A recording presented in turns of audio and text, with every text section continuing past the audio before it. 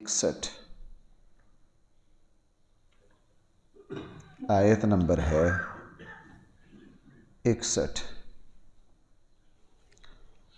بسم اللہ الرحمن الرحیم۔ الحمد للہ رب العالمین والصلاة والسلام على سید الانبیاء والمرسلین وعلى آلہ واصحابہ اجمعین۔ اما بعد فاعوذ باللہ من الشیطان الرجیم۔ بسم اللہ الرحمن الرحیم۔ وإلى ثمود أخاهم صالحا قال يا قوم اعبدوا الله ما لكم من إله غيره هو أنشأكم من الأرض واستعمركم فيها فاستغفروه ثم توبوا إليه إن ربي قريب مجيب۔ قالوا يا صالح قد كنت فينا مرجوا قبل هذا أتنهانا أن نعبد ما يعبد آباؤنا وإننا لفي شك مما تدعونا إليه مريب۔ صدق اللہ مولانا العظیم۔ قرآن کریم نے قوم عاد کے بعد ان کی دوسری شاخ قوم سمود کا ذکر کیا ہے۔ قوم سمود جو ہے حضرت صالح علیہ السلام کی قوم، یہ قوم عاد ہی کی ایک شاخ ہے، اور یہ بھی قوم عاد کی طرح اسی طرح بڑے ڈیل ڈول کی مالک تھی، بڑے قد کاٹ کے لوگ تھے۔ اللہ نے ان کو بہت طاقت اور صلاحیت دی تھی، اور اس کے ساتھ ساتھ ان کو ایک فن تو اللہ نے ایسا دیا تھا کہ آج بھی انسانیت حیرت زدہ ہے۔ اس جدید ترین دور میں بھی پوری دنیا کی تعمیرات کی جو مہارت ہے، وہ ان کی تعمیرات کو دیکھ کر ہاتھ باندھے کھڑی ہو جاتی ہے کہ یہ کیسے لوگ تھے، اور اتنا عرصہ پہلے۔ میں نے پہلے آپ سے عرض کیا تھا کہ قوم عاد اور قوم سمود اور قوم نوح یہ بہت پہلے کی قومیں ہیں، یہ آج سے صدیوں پہلے کی قومیں ہیں۔ اس قوم کو اللہ جل جلالہ نے بہترین علاقہ دیا تھا۔ آج بھی مدینہ منورہ سے تبوک جائیں تو راستے میں مدائن صالح ان کا علاقہ ہے، اور اللہ جل جلالہ نے ان کو یہ قوت دی تھی کہ یہ پہاڑوں کو تراش کر ان میں اپنے مکان بنا لیتے، اور ایسی عجیب مخلوق تھی، ایسی طاقتور مخلوق تھی کہ پہاڑ کو تراش کے جب یہ اندر اپنا مکان بناتے تو اس کا جو دروازہ بناتے تھے وہ بھی پہاڑ کی چٹان کو تراش کے ہی بناتے تھے۔ وہ بھی پہاڑ کو ایک چٹان کو تراشا اور تراش کر اس کے اوپر، پھر صرف اتنا ہی نہیں، پہاڑ کو تراش کے اس کے اوپر کڑھائی کرتے تھے اور لکھتے تھے، اور وہ لکھائی ایسی ہے، ان جیسی تعمیر تو کون کرے گا، ان جیسی کوئی لکھائی نہیں کر سکتا۔ انہوں نے وہاں اپنے جن بتوں کی تصویریں جو میناکاری وہاں کر رکھی ہے، صدیاں گزرنے کے باوجود بھی وہ اسی طرح ہے، صدیاں گزرنے کے باوجود بھی وہ خط اسی طرح ہیں۔ ظاہر ہے جب پتھر میں ایک ایک انچ گہرائی کے ساتھ کوئی لکھے گا تو ظاہر ہے اس نے صدیوں باقی رہنا ہے۔ اور اس وقت بھی دنیا کے جو بڑے عجائب ہیں، مدائن صالح ان عجائب میں شامل ہے۔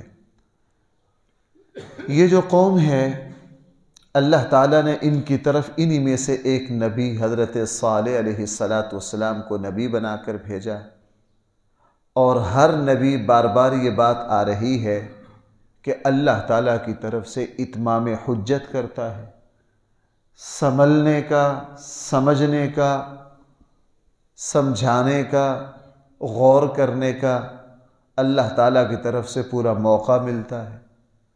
اور نبی کے ذریعے ہر طرح کے معجزات دکھائے جاتے ہیں۔ اللہ جل جلالہ نے حضرت صالح علیہ السلام کے ذریعے اس قوم کو 100% سمجھنے کا موقع دیا، یہاں تک کہ پھر قرآن کے جو الفاظ ہیں ان کا ایک مطالبہ تھا کہ آپ اس طرح کی اونٹنی ہمارے سامنے لائیے، اور وہ اونٹنی پھر پیدا ہوئی۔ اللہ جل جلالہ قرآن کریم اس کو ناقۃ اللہ کہہ رہا، اللہ کی اونٹنی، اور قرآن کا اس اونٹنی کو ذکر کرنے کا انداز ایسا ہے جس سے یہ پتہ چلتا ہے کہ وہ عام نارمل اونٹنی نہیں تھی، وہ غیر معمولی بہت طاقتور اونٹنی۔ اور اتنی بات قرآن کریم نے بیان کیا، جب وہ اونٹنی پیدا ہوئی تو حضرت صالح علیہ السلام نے کہا کہ برائی کے ساتھ اس کو نہ چھونا، ہاتھ نہ لگانا اس کو، وَلَا تَمَسُّوهَا بِسُوءٍ فَيَأْخُذَكُمْ عَذَابٌ، اگر تم نے برائی کے ساتھ اس اونٹنی کو چھوا بھی تو اللہ تعالیٰ کا عذاب آ جائے گا۔ گویا کہ حضرت صالح علیہ السلام کے کہنے کا مطلب یہ تھا کہ یہ اونٹنی اللہ کے عذاب کا بٹن ہے، آپ نے اس کو برائی سے چھیڑا نہیں اور اللہ تعالیٰ کی طرف سے عذاب آیا نہیں۔ باقی سورہ اعراف میں ہے اور دوسری جگہ بھی قرآن نے بیان کیا کہ اللہ جل جلالہ نے حضرت صالح علیہ السلام کے ذریعے اس اونٹنی کے پانی کی باری مقرر کر دی، چونکہ یہ پانی بہت زیادہ پیتی تھی۔ ایک دن یہ چشمے کا پانی پیے گی، دوسرے دن ان کے جانور پئیں گے، اور اس کو کوئی اپنی کھیتی سے روکے گا نہیں۔ اس کا فائدہ ان کو یہ ملے گا کہ یہ دودھ بہت دے گی، جتنا دودھ تم نکالنا چاہو نکالو، لیکن اس کو برائی سے نقصان نہ پہنچانا۔ اگر تم نے اس اونٹنی کو نقصان پہنچایا تو یہ اللہ تعالیٰ کے عذاب کا دروازہ ہے، ابھی کھل جائے گا۔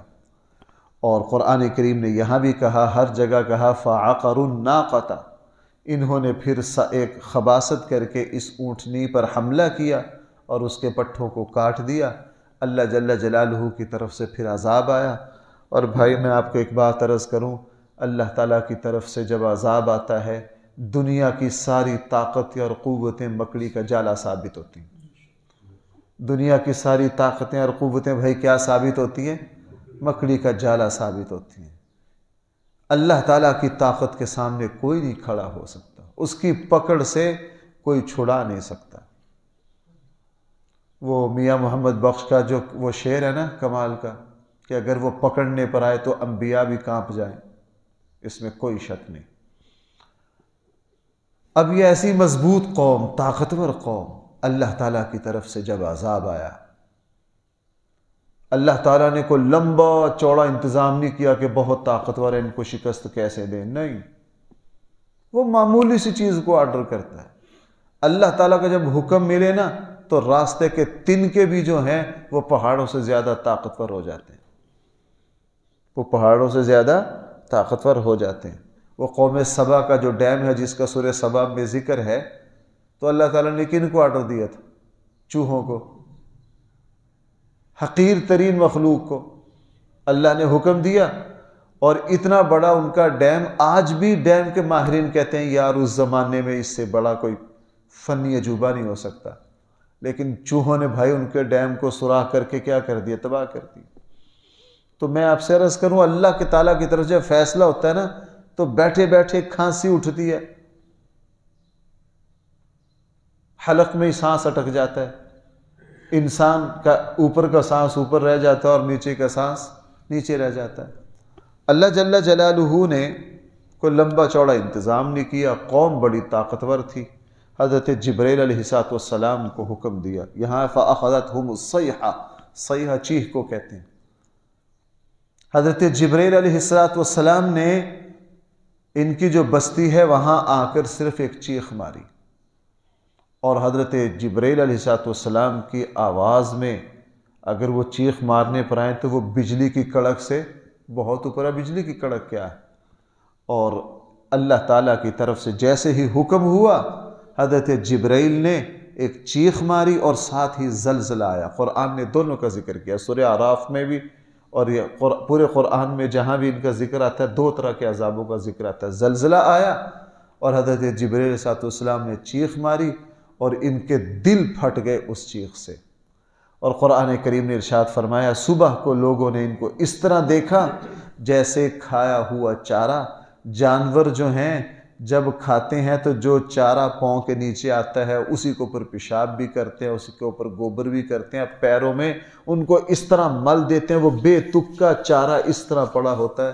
تو یہ بے تک کے اوندھے منہ ایک دوسرے کے اوپر پڑے تھے. اور اللہ تعالیٰ کی طرف سے عذاب کی ایسی کیفیت وہاں آئی.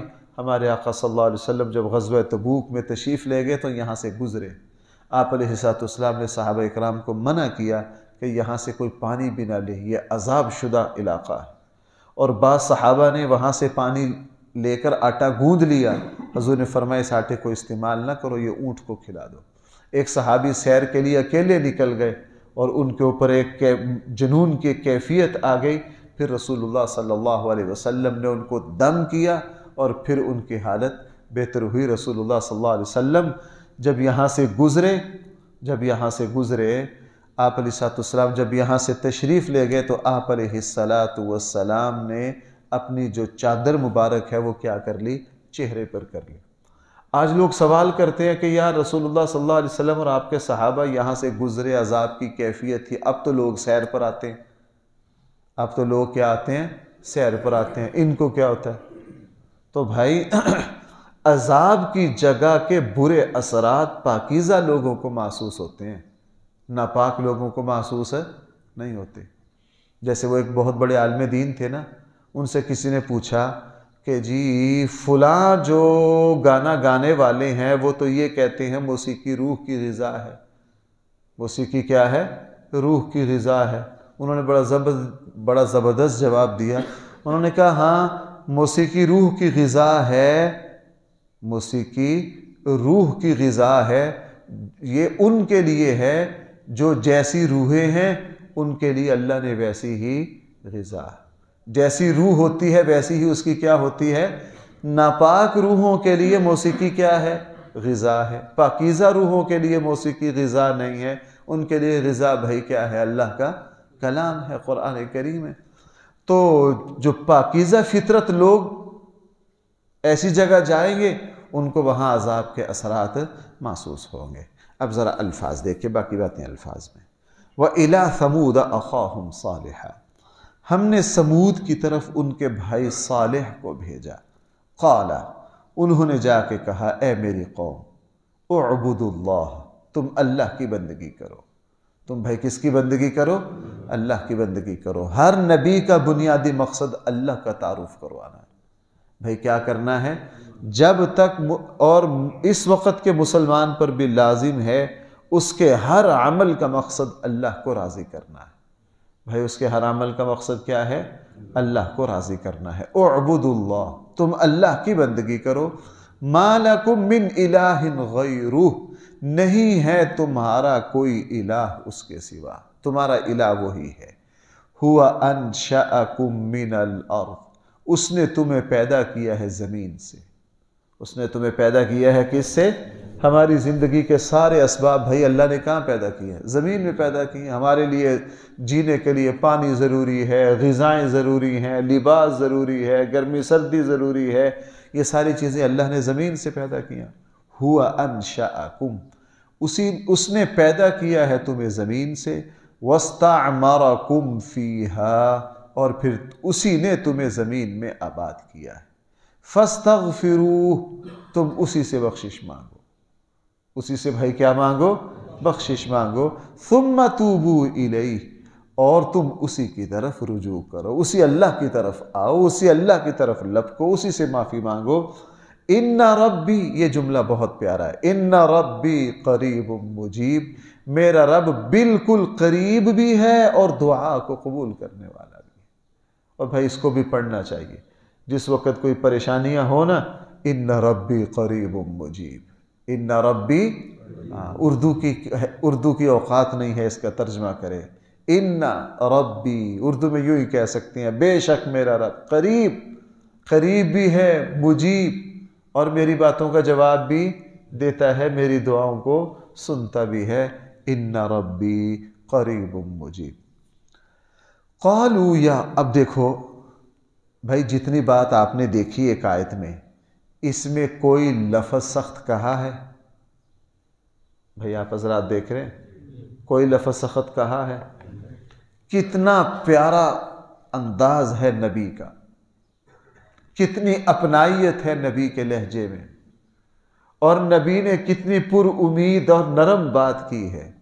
اس اللہ کی عبادت کرو جس نے تمہیں پیدا کیا ہے زمین سے، تمہیں آباد کیا ہے، اسی سے بخش بہت۔ اب دیکھیے قوم کا جواب، قالوا یا صالح، قوم نے جواب دیا اے صالح، قد کنت فینا مرجوا قبل هذا۔ اس کا لفظی ترجمے سے مزہ نہیں آئے گا، محاورتاً اس کا میں یوں ترجمہ کروں، قوم نے جواب دیا اے صالح، ہمیں تیرے اوپر بڑی امیدیں تھی،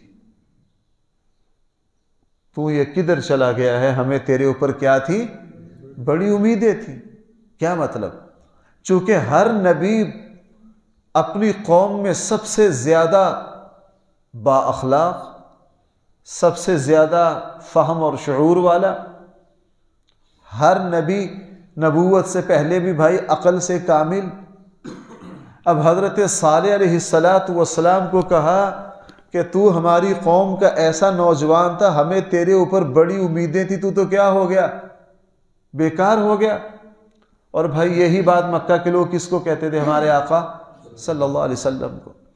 رسول اکرم صلی اللہ علیہ وسلم نے جب نبوت کا اعلان کیا، مکہ کے بڑے لوگوں نے کیا کہا؟ ہمیں بڑی امیدیں تھی کہ تو اپنے باپ دادے کی طرح اس وادی کا بڑا سردار ثابت ہوگا، تو مکہ کی قیادت کو آگے بڑھائے گا، مکہ کی نیک نامی میں اضافہ کرے گا، تو یہ کدھر چلا گیا؟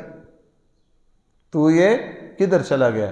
اور جی آج کل ہمارے یہاں بھی ایسا ہی ہوتا ہے، اگر کوئی نوجوان 23-24 سال کی عمر میں داڑھی رکھ لے، مسجد میں آنے لگ جائے، تو ماں باپ کو فکر پڑ جاتی ہے کہ یار کبھی بچہ بربادی نہ ہو جائے، کبھی بچہ بربادی نہ ہو جائے۔ میرے پاس سوالات آتے ہیں، میں تو بعض سوال پڑھ کے اس لیے نہیں دکھاتا، اس کے آگے نام لکھا ہوتا ہے، پردہ داری ضروری ہوتی، پردہ رکھنا ضروری ہوتا ہے۔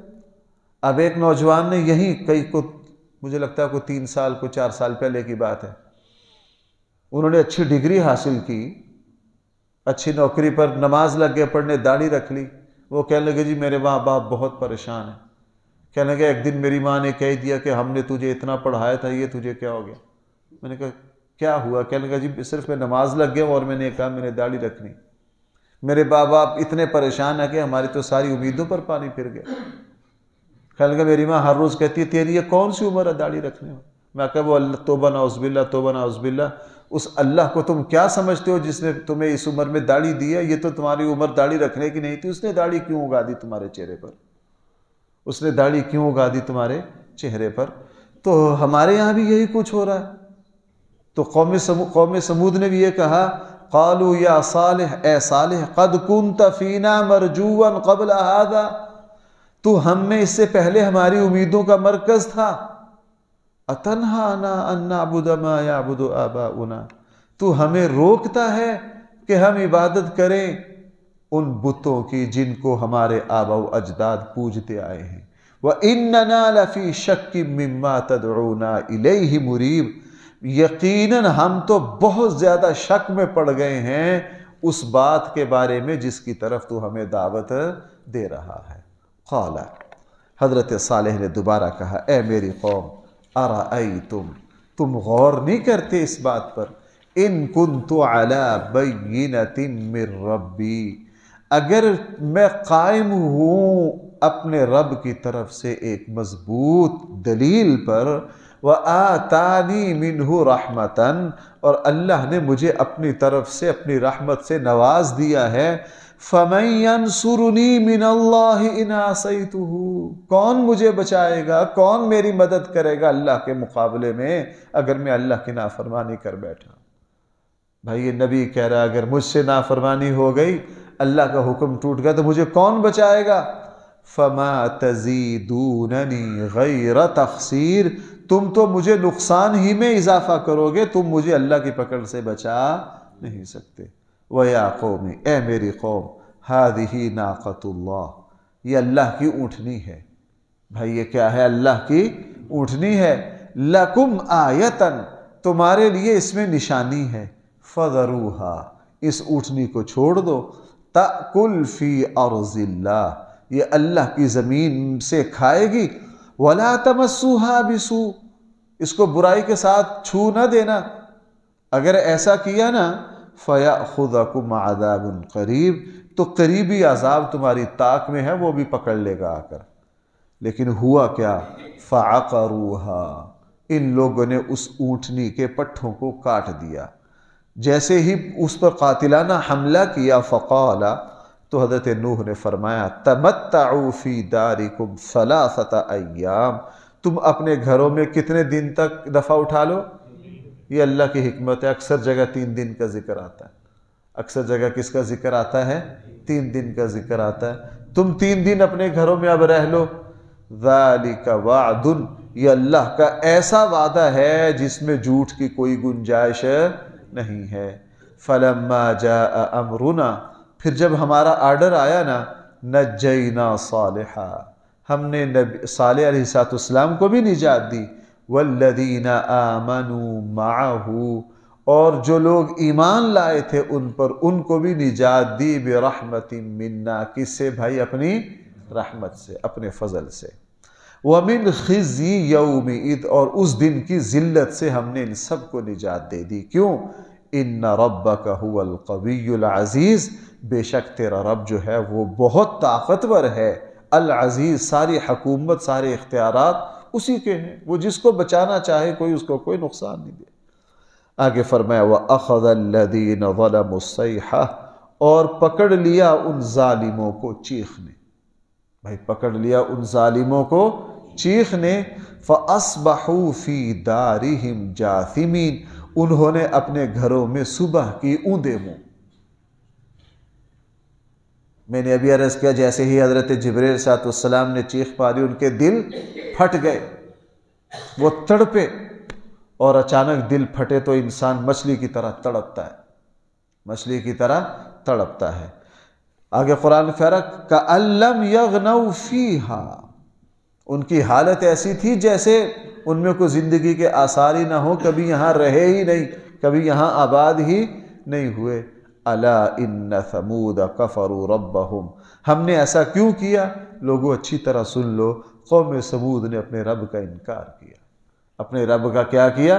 الا، خبردار، بعدا لثمود، جو سمود ہے اللہ تعالیٰ نے اس کو اپنی رحمت سے دور کر دیا، اللہ نے دھتکار دیا، ان کو ذلیل کر دیا، اور اللہ تعالیٰ نے ان کو اپنے سے دور کر دیا چونکہ وہ اللہ کا انکار کرنے والے تھے۔ اور بھائی آخری بات، یہ واقعات قرآن کیوں بیان کر رہا ہے؟ میرے اور آپ کی عبرت کے لیے۔ بھائی کس کے لیے؟ میری اور آپ کی عبرت کے لیے۔ میرے ہر مسلمان اللہ کی پکڑ سے ڈرے، ہر مسلمان اللہ کی پکڑ سے ڈرے، ہر مسلمان اللہ کی پکڑ سے ڈرے۔ اللہ کی پکڑ سے ایک ہی چیز بچاتی ہے، وہ اللہ تعالیٰ کی طرف رجوع ہے، اللہ سے معافی مانگنا ہے، اللہ تعالیٰ سے توبہ کرنا ہے۔ بندہ ہر روز، کوئی دن ایسا نہ ہو، آپ حضرات نے وہ علماء سے بار بار سنا ہوگا کہ ہمارے آقا صلی اللہ علیہ وسلم ایک ایک دن میں کتنی مرتبہ استغفار پڑھتے تھے؟ یہ تو اس ہستی کا عمل ہے جس کا گناہوں کا کھاتہ اکاؤنٹ ہی نہیں۔ ایک تو ہے نا کہ اس میں کچھ ہے نہیں، یہ تو الگ بات ہے، نیکی کا کھاتہ ہی نہیں، تصور ہی نہیں، برائی کا تصور ہی نہیں، نیکیاں ہی نیکیاں۔ کیا ہے؟ نیکیاں ہی نیکیاں ہی، برائی جو ہے، گناہ جو ہے، اس ہستی کے قریب کو نہیں جا سکتی۔ یہ تو اس ذات کی حالت ہے کہ ایک دن میں کتنی مرتبہ استغفار کرتی ہے؟ 100 بار۔ اور علماء لکھا ہے کہ 100 بار سے مراد صرف 100 بار ہی نہیں ہوتا، 100 بار سے مراد ہوتا ہے بہت زیادہ۔ 100 بار سے مراد کیا ہے؟ اس لیے مجھے اور آپ کو بھی ہر وقت اللہ کی پکڑ سے ڈرنا ہے۔ اللہ کی پکڑ جب آ جائے، میں نے آپ سے ابھی عرض کیا کہ اسباب مکڑی کا جالا ثابت ہوتے ہیں، اسباب مکڑی کا جالا ثابت ہوتے ہیں۔ اللہ تعالیٰ وہی اولاد جو فرما بردار تھی، انسان کو بڑی امیدیں تھی، اللہ دنوں میں یہ اولاد واپس لے لیتے ہیں۔ اللہ دنوں میں کیا کر لیتے ہیں؟ یہ اولاد واپس لے لیتے ہیں۔ میں نے ایک صاحب کو دیکھا، ان کے 3 بیٹے ہیں، 2 بیٹے جو ہیں وہ پاگل ہیں، وہ پاگل خانے میں جمع ہیں، ایک ہی بیٹا ہے، وہ ایک بیٹا بھی ایک حادثے کا شکار ہو گیا، اب کون اللہ کو پوچھ سکتا ہے؟ کون اللہ کو پوچھ سکتا ہے؟ کون اللہ کو پوچھ سکتا ہے؟ کسی کی مجال نہیں ہے۔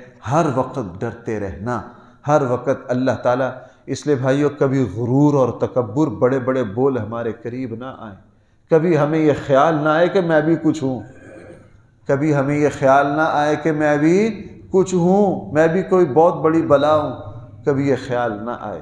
ہاں، بندہ توبہ کرتا رہے، اپنی زبان کو بڑی بڑی باتوں سے بچائے، عاجزی اور انکساری، اللہ تعالیٰ کی طرف سے جو کچھ ملا ہے اس کو اللہ ہی کی عطا سمجھے۔ انشاءاللہ اگر بندہ اس روش پر چلتا رہے تو اللہ کی پکڑ سے بھی بچے گا۔ صرف اتنا ہی نہیں اللہ کی پکڑ سے بچے گا، بلکہ اس پر حضرت صالح اور ان کے ماننے والوں کی طرح اللہ کا بھائی کیا ہوگا؟ فضل ہوگا، اللہ کا کرم ہوگا، اللہ کی رحمت اس کو نوازے گی۔ اللہ تعالی ہم سب کو صحیح فہم عطا فرمائے۔ الحمدللہ رب العالمین، والصلاة والسلام على سيد الأنبياء والمرسلين وعلى آله وأصحابه أجمعين. ربنا آتنا في الدنيا حسنة وفي الآخرة حسنة وقنا عذاب النار. صلى الله تعالى على خير